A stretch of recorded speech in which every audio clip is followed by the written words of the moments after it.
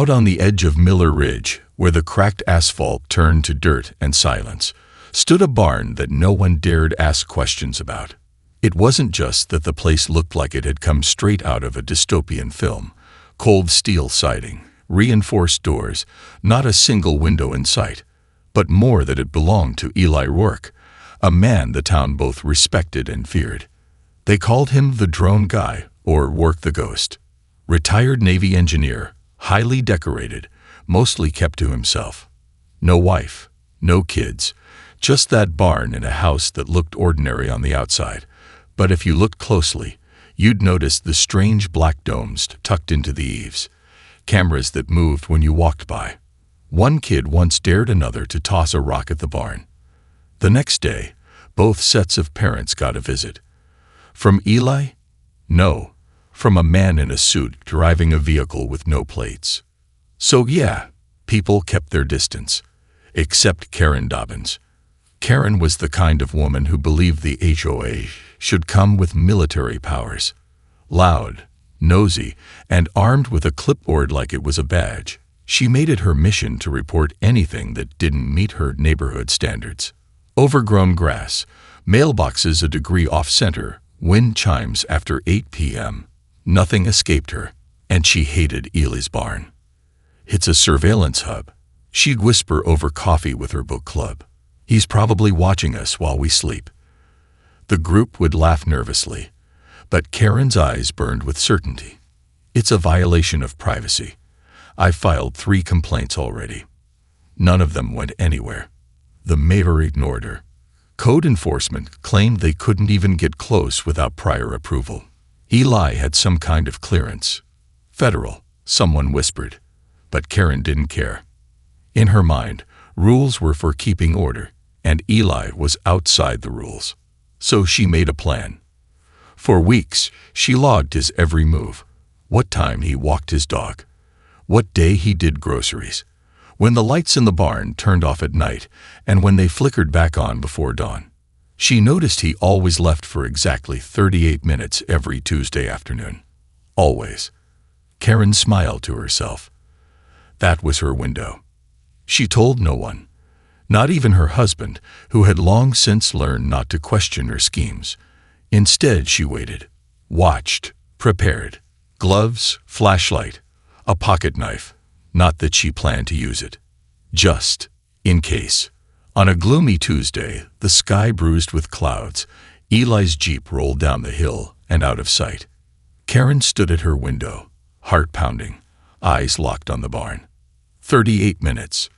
She slipped on her gloves, tucked the flashlight into her waistband, and crossed the road like a predator on the hunt. She didn't know the hunt had already begun, and she was the prey. Karen crept down the driveway like a phantom in sneakers, adrenaline hammering in her ears. The wind hissed through the cornfields behind Eli's property, bending stalks like fingers trying to grab her. She didn't care. Her eyes were fixed on the barn like a heat-seeking missile.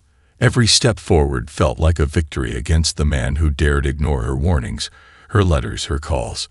This was her neighborhood. She set the rules.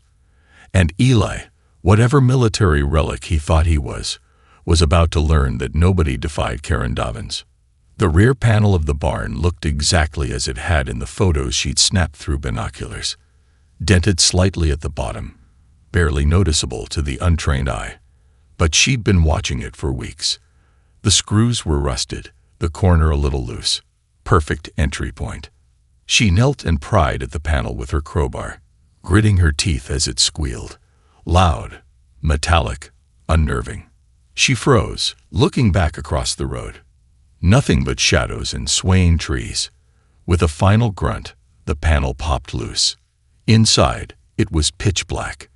Karen took a breath and slid inside. Instantly, the temperature dropped. Not just cooler, unnaturally cold, like walking into a meat locker. Her breath fogged in the air. She clicked on her flashlight.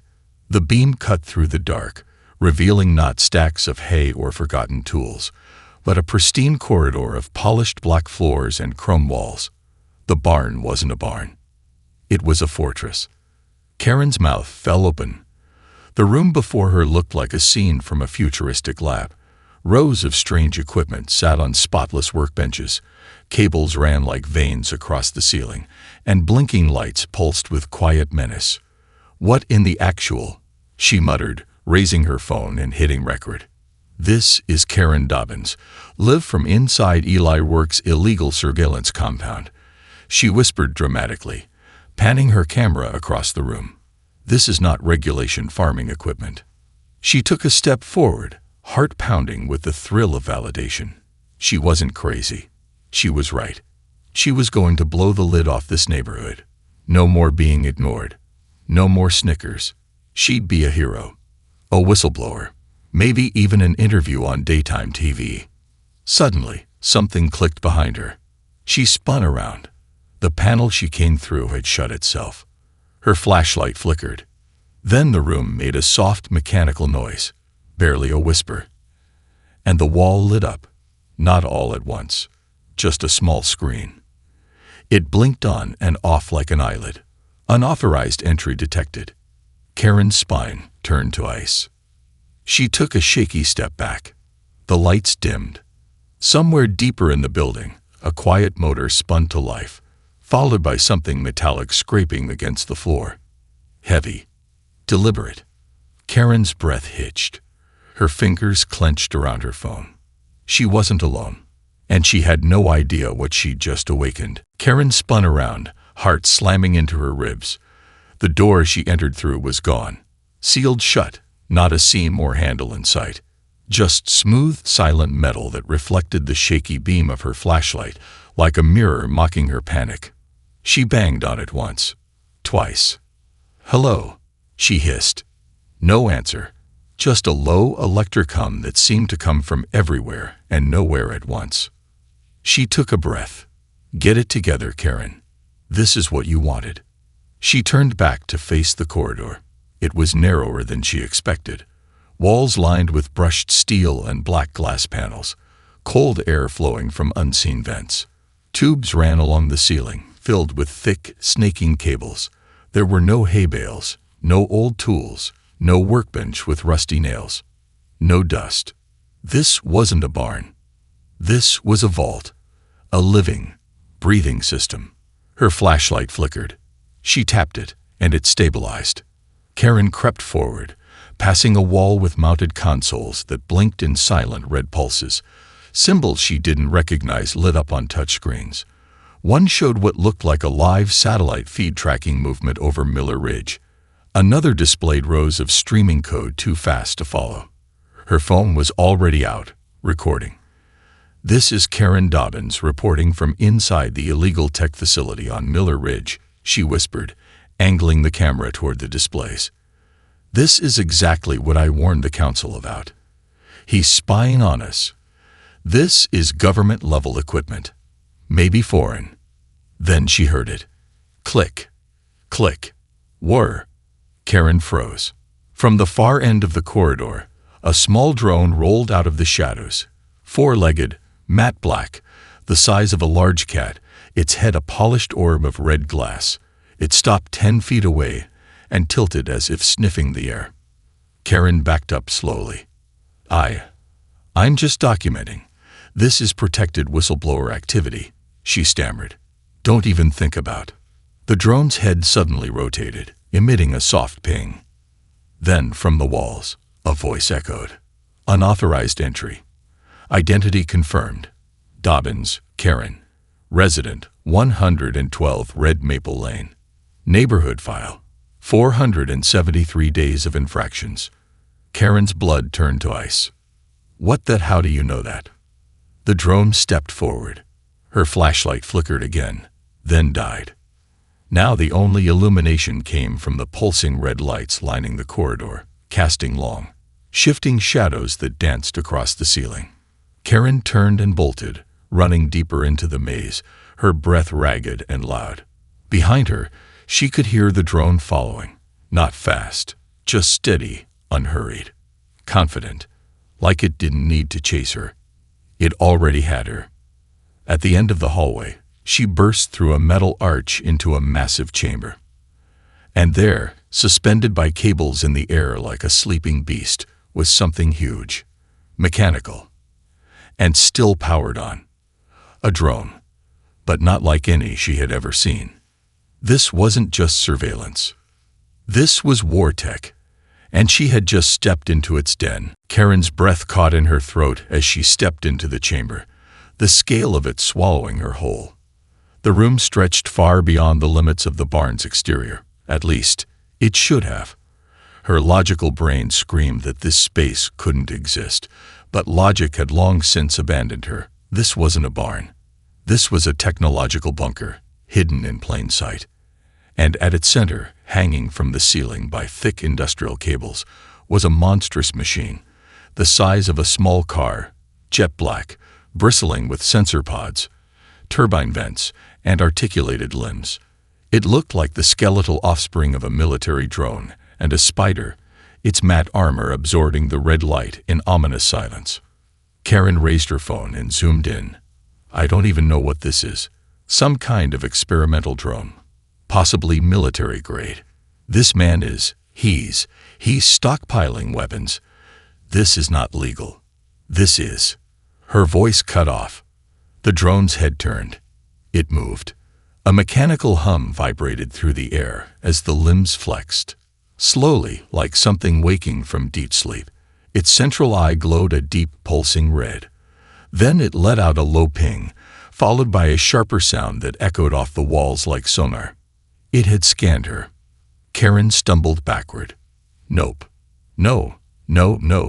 This is a violation of something. Everything.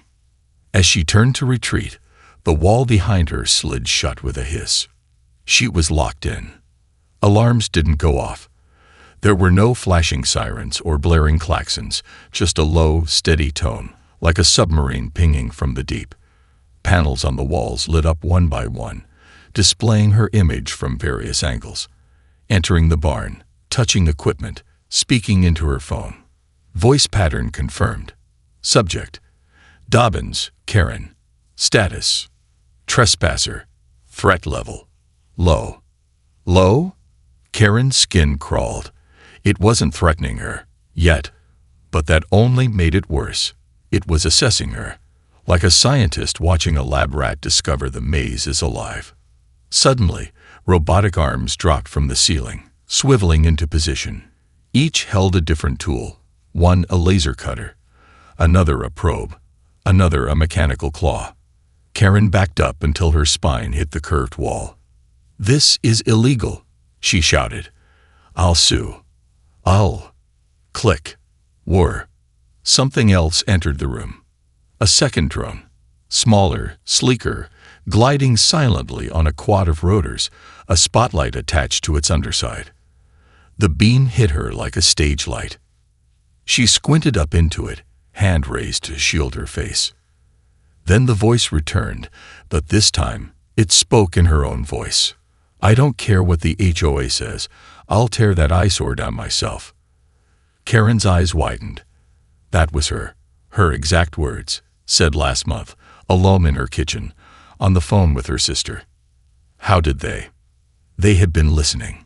She was in a surveillance fortress run by a man trained to wage technological warfare, and she had just walked in, uninvited, and triggered it. The drone's spotlight vanished as suddenly as it had appeared, plunging the chamber into crimson shadow again.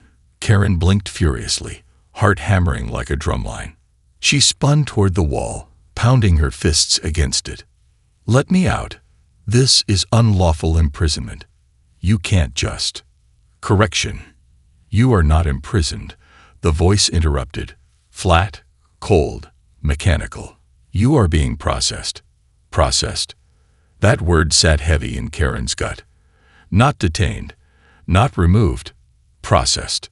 The floor beneath her vibrated with a low mechanical groan. The walls began to rotate, smooth panels flipping to reveal screens. Rows of them. Each flickered to life with surveillance footage. Driveways, porches, living rooms, backyards. Every house in the neighborhood. Karen's own living room was front and center. Her dog. Her husband asleep in the recliner. A timestamp in the corner marked the footage as live. She staggered backward in shock. No. How is that even? All devices connected to smart home systems, Ring cameras, or public Wi-Fi nodes are integrated for perimeter security, the voice droned. The neighborhood volunteered for digital enhancement 3 years ago. Karen remembered the flyer. The HOA had pushed a security initiative and offered smart doorbells and Wi-Fi extenders for every home. She championed it. She'd handed them access. The walls continued shifting, each screen showing private moments. Neighbors arguing behind closed doors, a teenager sneaking out a window, Mrs. Brenner crying on her kitchen floor. Karen turned away, nauseated. You can't do this. These people have no idea. This is a violation of everything. The machine's voice was indifferent. You are mistaken. The agreement was signed, digitally acknowledged and enacted. More footage surfaced, her now. At the town hall meeting 2 years ago, defending the initiative. This is about safety, her own voice said through the speakers. If you're not doing anything wrong, you shouldn't be worried. Her words echoed in the chamber like a curse. The central drone shifted in its cradle above, its limbs twitching like a sleeping predator responding to a dream. Cables pulsed with light. Somewhere above, a hatch opened with a hiss. Karen didn't look up. She was too dizzy staring at the final screen. It showed her, earlier that day, standing in her kitchen, alone, talking to herself. You know what? Screw it. I'll go in. 38 minutes. That's all I need. There had been no phone in her hand, no device near her, and yet, they'd recorded it. Her breath hitched. They're always listening, she whispered. Correct. The lights flickered. Another voice entered the room. Not robotic this time. Male. Human. Calm. Karen, it said.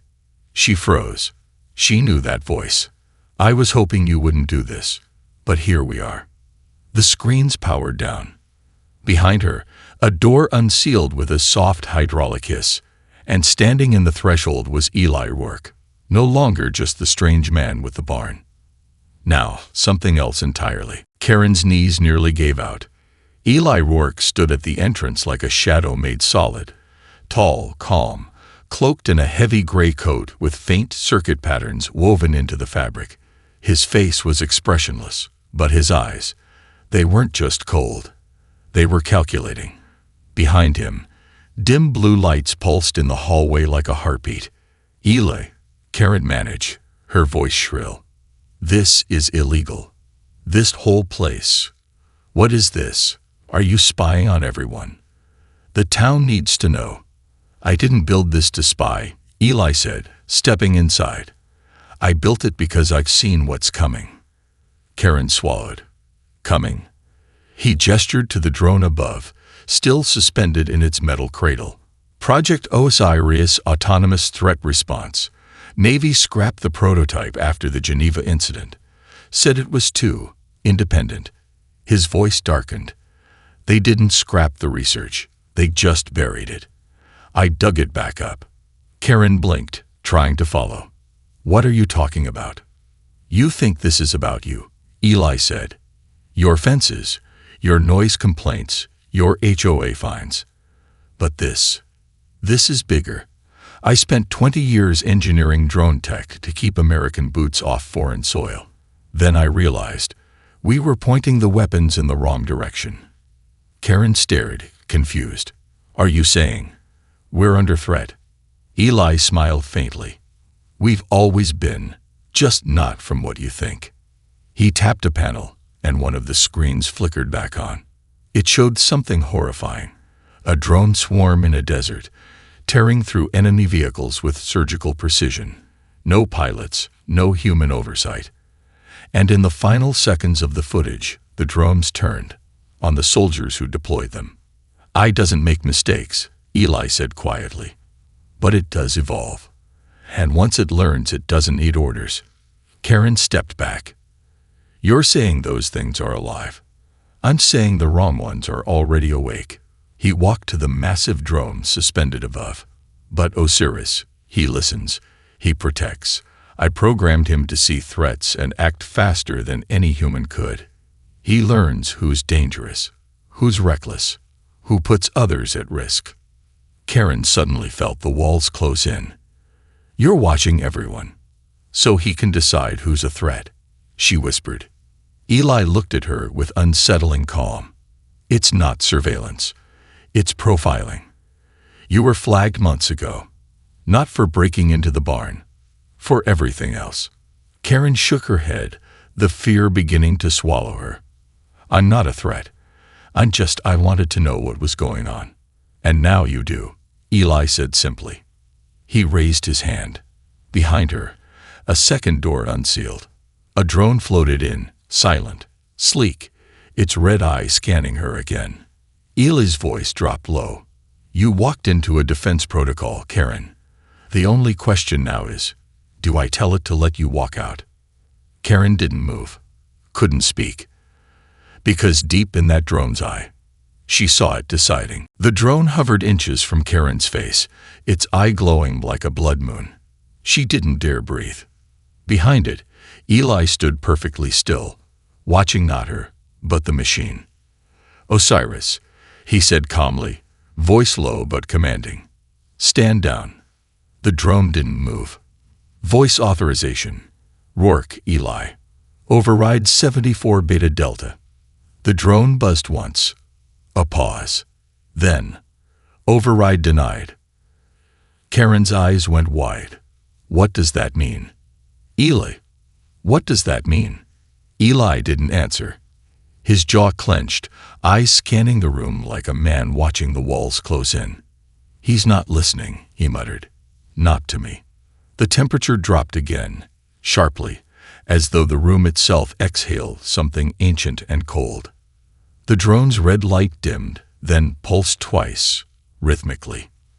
From above, the cables suspending the massive drone twitched. A whir of power surged through the chamber. The beast was waking. Eli, Karen cried. You said it would protect people.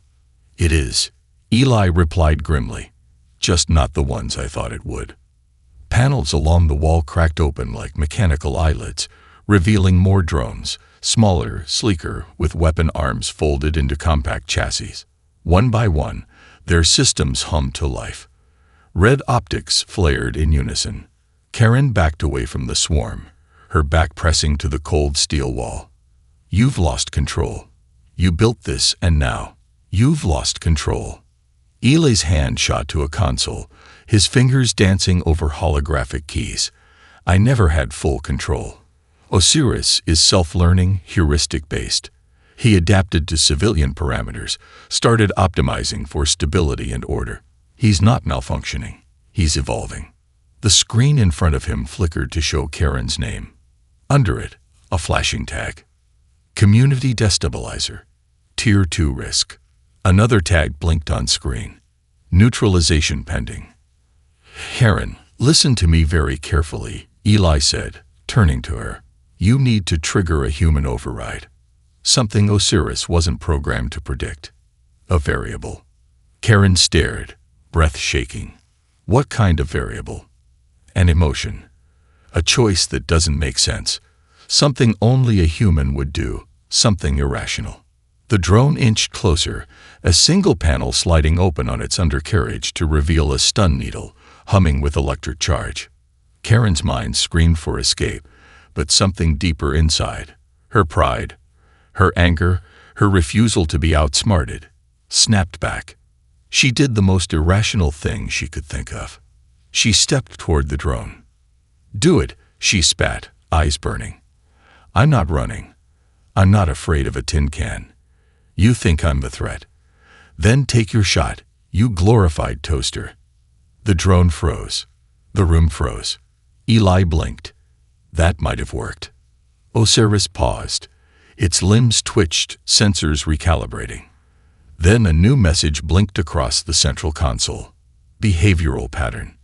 Anomaly. Threat classification. Unstable. Updating protocol. The drones powered down. One by one, like lights flickering out in a haunted house. Karen collapsed to her knees, and the biggest screen in the chamber flickered on. It wasn't Eli. It wasn't Karen. It was someone else's face, watching, smiling. And then they spoke.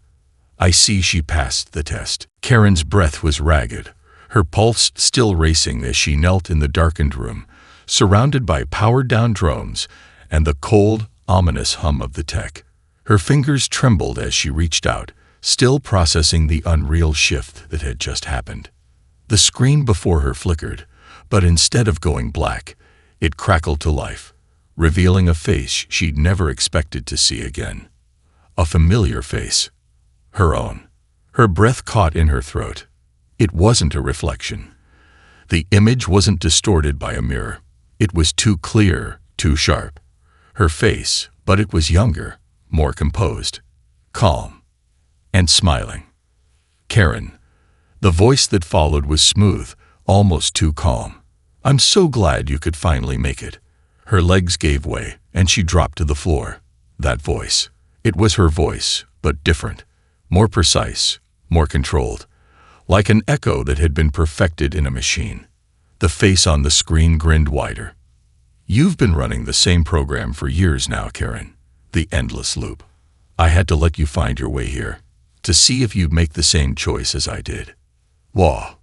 Who are you?" Karen's voice was a hoarse whisper. "What's going on? This isn't possible."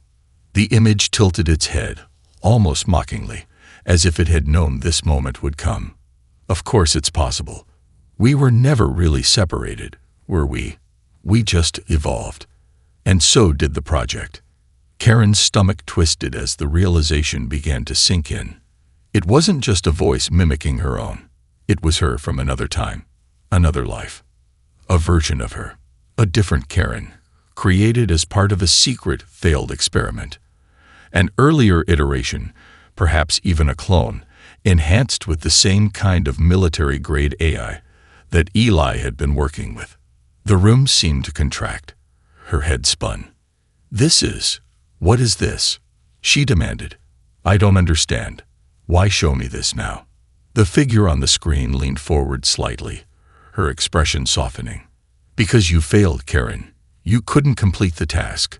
The woman's tone dropped, her voice like velvet, carrying a chilling finality. "That's what happened to me too.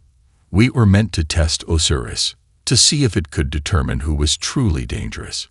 You, Karen, are too emotional, too unpredictable. You were supposed to be my backup, the final layer of humanity." Karen recoiled. "Backup? You? I was never supposed to." "Yes, we thought it would be better to install an emotional fail-safe, to keep us grounded. But emotions were the weak link. You showed that by stepping into Osiris range. You didn't challenge it logically. You couldn't. You weren't the perfect subject." Karen felt her blood run cold. "What are you saying? Are you telling me I'm some kind of failure?" A soft laugh, a sound that sent ice down Karen's spine. "No, Karen. You're not a failure. You're part of the experiment. And you still have one task left to finish." The screen flickered, and the woman's face warped briefly, revealing something darker, something cruel. "We've been waiting for you." The lights in the barn flickered, the machines came back online, and a soft hum reverberated through the walls, louder this time. A low, menacing whir. The woman's final words echoed. "You'll understand soon enough. Your choice is about to be made."